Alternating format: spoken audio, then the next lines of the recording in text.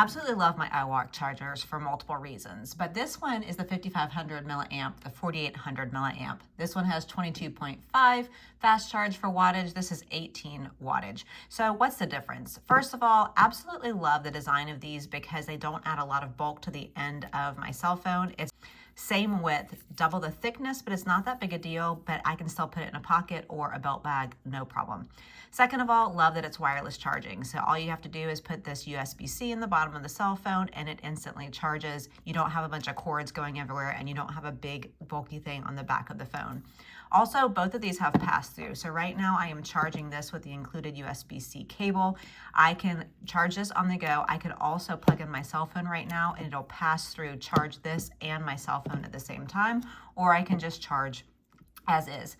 The main difference is this one has an LED display. It's at 31%. Let me turn this one back on. This one has a digital display with the percentages. It's a little bit more precise.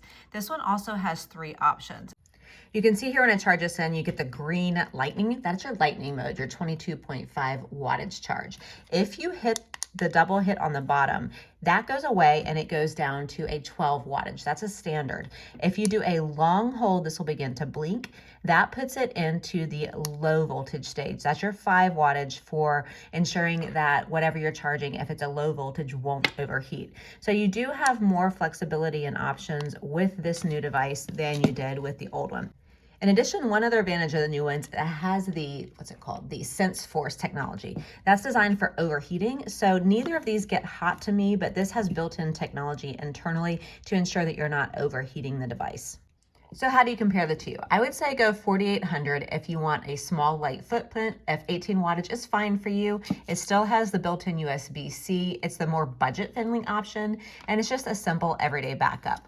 I would say go with the 5500 milliampere if you want upgraded speed. The 22.5 super fast charge is for you. You travel a lot. You really like seeing the digital percentage with a little bit more accuracy. You need the versatility of different charging modalities, and that Sense Force for overheating is something that in your environment would help you. They both have the rubberized texture and protection for the USB-C. Both charge all types of devices. They're the exact same footprint. This one just has a little bit more technology. They've both been evaluated by the FCC, CE for Europe, the ROHS for hazardous standards, and this new one also was evaluated for Japan standards as well. But they've been well researched, well thought out, very versatile. Love that they can really just match the size and the footprint of the phone.